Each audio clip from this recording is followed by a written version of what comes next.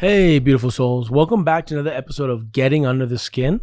My name is Topaz. I'm excited to have you here because today I want to talk about the AND format that we've been doing for the last 10 years and how it reflects the importance of listening. Maybe you've seen some of our videos where we film both participants asking each other questions, but we show both their faces at the same time in a bi-panel or triptych format. At all times, you're seeing both the speaker and the listener. Now think about that. In all the content that you watch, whether it's films, TV, or any kind of short content on TikTok, YouTube, Instagram, whatnot, how often are you watching the person who's listening? Now keep in mind, what you practice at, you get good at. What you see modeled for you, you replicate. How often do we see people listening? In all our content, in a lot of our media, majority of our media that we watch, we're always seeing the speaker, which suggests the speaker is more important than the listener. Is that true? What if it isn't? In the end, what's beautiful about that is that you always see both people's faces. Whether it's in the bi-panel or the triptych, you're always seeing two people's faces. We are elevating the listener to be on the same level as the speaker.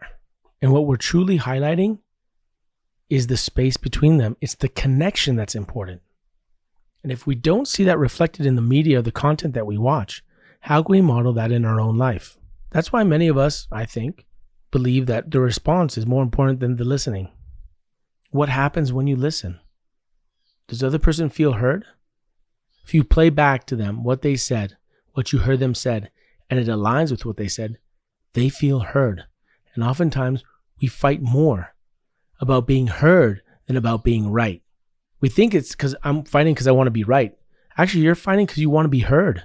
And once you're heard, your physiology relaxes because they heard you. They saw your point of view. They acknowledged it. And now we can move on. Now we can actually try to solve it and discuss it further. How are we listening to one another? Where do we learn how to listen well?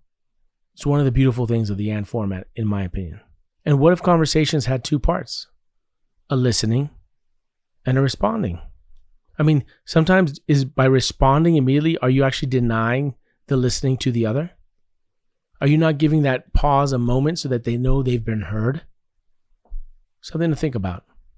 Good listening, or listening, I should say, is as important as speaking.